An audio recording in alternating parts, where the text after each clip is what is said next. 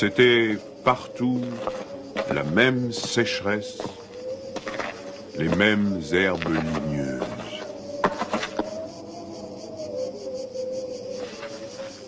Il me sembla apercevoir, dans le lointain, une petite silhouette noire, debout. Je la pris pour le tronc d'un arbre solitaire. À tout hasard, je me dirigeai vers elle. C'était un berger. Une trentaine de moutons, couchés sur la terre brûlante, se reposaient près de lui. Il me fit boire à sa gourde. Un peu plus tard, il me conduisit à sa bergerie.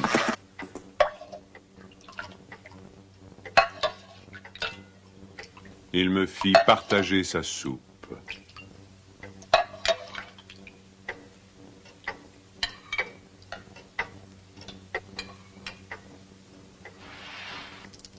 Il avait été entendu que je passerais la nuit là, le village le plus proche étant encore à plus d'une journée et demie de marche. Je connaissais parfaitement le caractère des rares villages de cette région.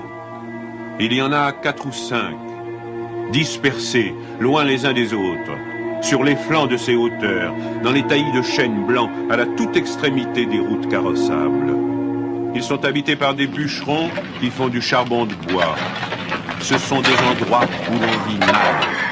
Les familles, serrées les unes contre les autres, dans ce climat qui est d'une rudesse excessive, aussi bien l'été que l'hiver, exaspèrent leur égoïsme en vase clos. L'ambition irraisonnée s'y démesure. Dans le désir continu de s'échapper de cet endroit, les hommes vont porter leur charbon à la ville, puis retournent.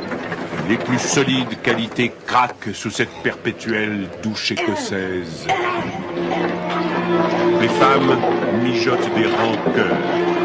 Il y a concurrence sur tout, aussi bien pour la vente du charbon de bois que pour le banc à l'église, pour les vertus qui se combattent entre elles, pour les vices qui se combattent entre eux, et pour la mêlée générale des vices et des vertus sans repos. Par là-dessus, le vent également sans repos irrite les nerfs. Il y a des épidémies de suicide et de nombreux cas de folie, presque toujours meurtrières.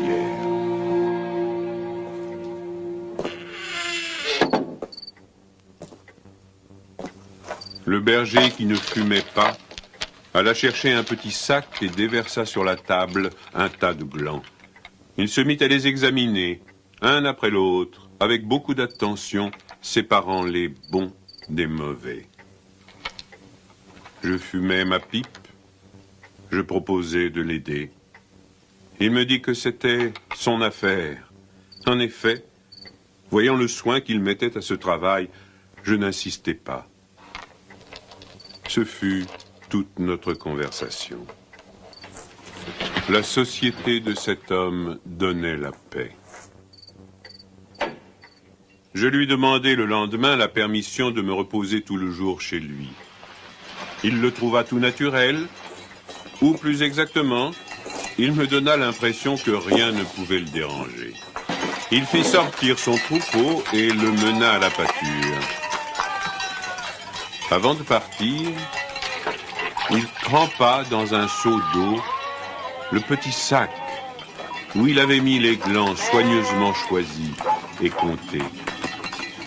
Je remarquai qu'en guise de bâton, il emportait une tringle de fer grosse comme le pouce et longue d'environ 1,50 m. Il laissa le petit troupeau à la garde du chien et monta vers l'endroit où je me tenais. J'eus peur qu'il vînt pour me reprocher mon indiscrétion, mais pas du tout. C'était sa route, et il m'invita à l'accompagner si je n'avais rien de mieux à faire. Il allait à 200 mètres de là, sur la hauteur. Arrivé à l'endroit où il désirait aller, il se mit à planter sa tringle de fer dans la terre. Il faisait ainsi un trou dans lequel il mettait un gland, puis il rebouchait le trou. Il planta ainsi ses 100 glands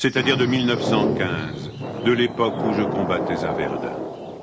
Il leur avait fait occuper tous les fonds où ils soupçonnaient, avec juste raison, qu'il y avait de l'humidité presque à fleur de terre. Ils étaient tendres comme des adolescents et très décidés.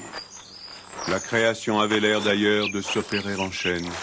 Il ne s'en souciait pas. Il poursuivait obstinément sa tâche, très simple. Mais, en redescendant par le village, je vis couler de l'eau dans des ruisseaux qui, de mémoire d'homme, avaient toujours été à sec. C'était la plus formidable opération de réaction qu'il m'ait été donné de voir. Ces ruisseaux secs avaient jadis porté de l'eau dans des temps très anciens.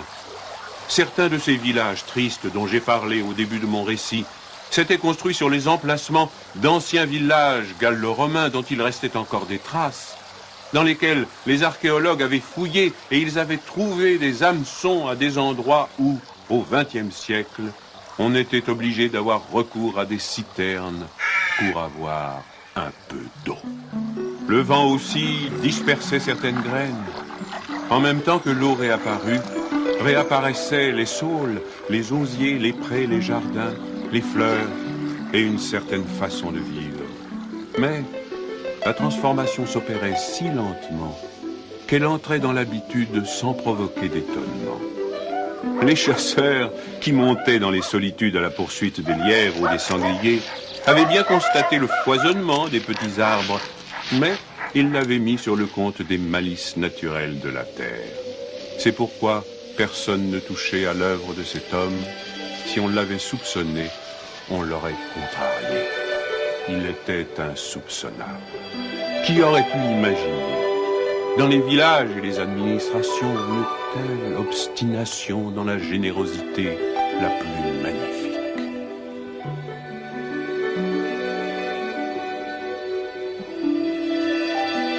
À partir de 1920, je ne suis jamais resté plus d'un an sans rendre visite à Elzéar Bouffier.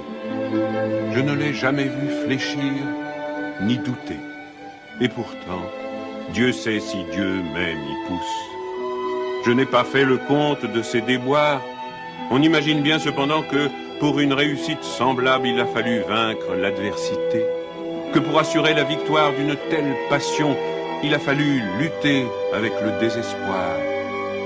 Pour avoir une idée à peu près exacte de ce caractère exceptionnel, il ne faut pas oublier qu'il s'exerçait dans une solitude totale. Si totale que, vers la fin de sa vie, il avait perdu l'habitude de parler. Ou peut-être n'en voyait-il pas la nécessité. En 1933, il reçut la visite d'un garde forestier éberlu. Ce fonctionnaire lui intima l'ordre de ne pas faire de feu dehors, de peur de mettre en danger la croissance de cette forêt naturelle. C'était la première fois, lui dit cet homme naïf, qu'on voyait une forêt pousser toute seule. En 1935, une véritable délégation administrative vint examiner la forêt naturelle. Il y avait un grand personnage des eaux et forêts, un député, des techniciens. On prononça beaucoup de paroles inutiles, on décida de faire quelque chose et, heureusement, on ne fit rien. Sinon, la seule chose utile, mettre la forêt sous la sauvegarde de l'État et interdire qu'on vienne y charbonner.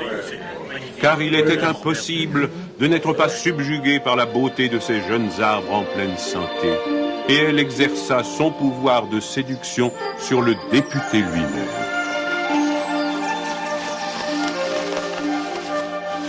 J'avais un ami parmi les capitaines forestiers qui était de la délégation. Je lui expliquai le mystère.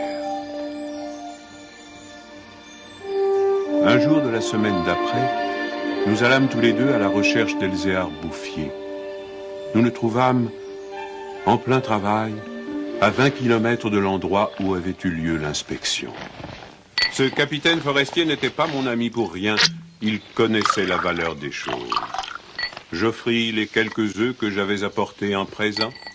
Nous partageâmes notre casse-croûte en trois, et quelques heures passèrent dans la contemplation muette du paysage.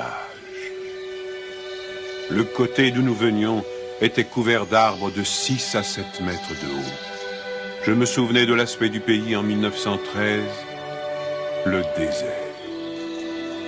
Le travail paisible et régulier, l'air vif des hauteurs, la frugalité et surtout la sérénité de l'âme avaient donné à ce vieillard une santé presque solennelle. C'était un athlète de Dieu. Je me demandais combien d'hectares il allait encore couvrir d'arbres. Avant de partir, mon ami fit simplement une brève suggestion à propos de certaines essences auxquelles le terrain d'ici paraissait devoir convenir. Il n'insista pas. Pour la bonne raison, me dit-il après, que ce bonhomme en sait plus que moi. Au bout d'une heure de marche, l'idée ayant fait son chemin en lui, il ajouta « Il en sait beaucoup plus que tout le monde.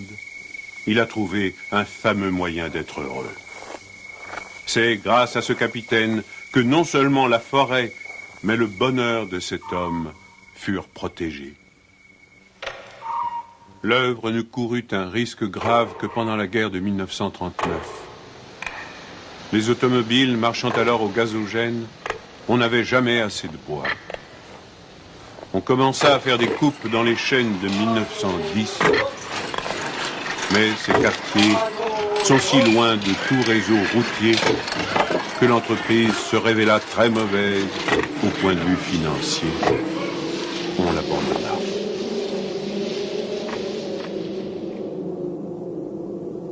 Le berger n'avait rien vu. Il était à 30 kilomètres de là, continuant paisiblement sa besogne, ignorant la guerre de 39, comme il avait ignoré la guerre de 14. J'ai vu Elzéar Bouffier pour la dernière fois en juin 1945. Il avait alors 87 ans. J'avais donc repris la route du désert, mais maintenant, malgré le délabrement dans lequel la guerre avait laissé ce pays, il y avait un car qui faisait le service entre la vallée de la Durance et la montagne. Je mis sur le compte de ce moyen de transport relativement rapide le fait que je ne reconnaissais plus les lieux de mes premières promenades. J'eus besoin d'un nom de village pour conclure que j'étais bien cependant dans cette région jadis en ruine et désolée.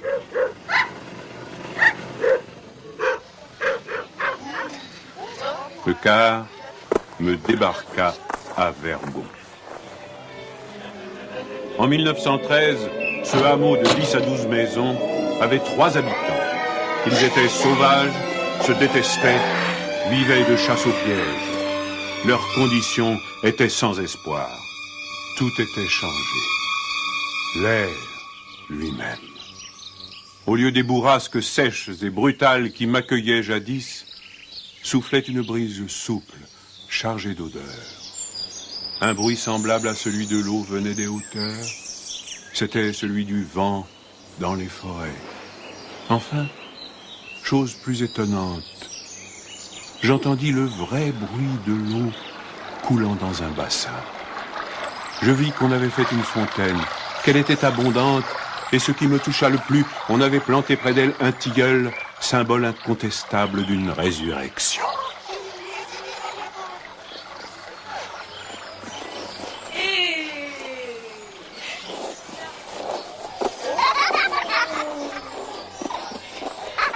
Par ailleurs, Vergaux portait les traces d'un travail pour l'entreprise duquel l'espoir est nécessaire.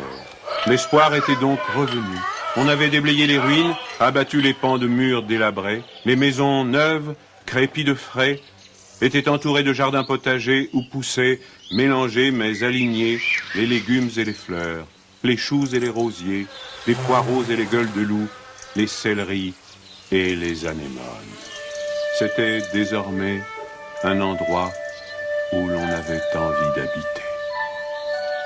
À partir de là, je fis mon chemin à pied.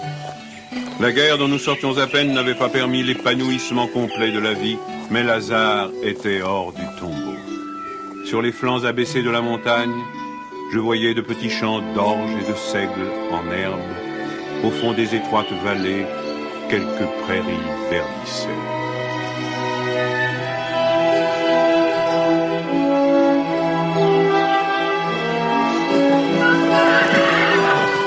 fallu que les 8 ans qui nous séparent de cette époque pour que tout le pays resplendisse de santé et d'aisance.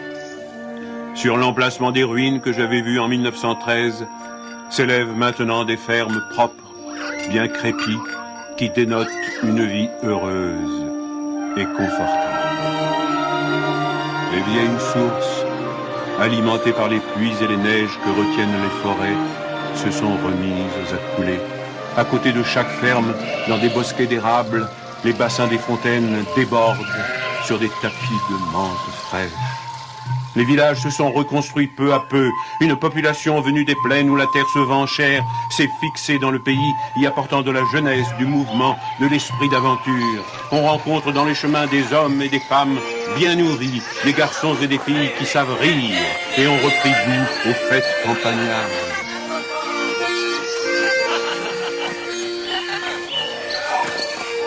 Si on compte l'ancienne population, méconnaissable depuis qu'elle vit avec douceur, et les nouveaux venus, plus de 10 000 personnes doivent leur bonheur à Elzéar Bouffier.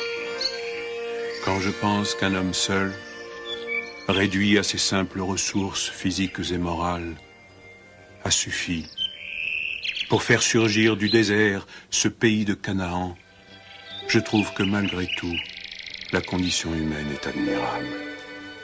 Mais, quand je fais le compte de tout ce qu'il a fallu de constance dans la grandeur d'âme et d'acharnement dans la générosité pour obtenir ce résultat, je suis pris d'un immense respect pour ce vieux paysan sans culture qui a su mener à bien cette œuvre digne de Dieu.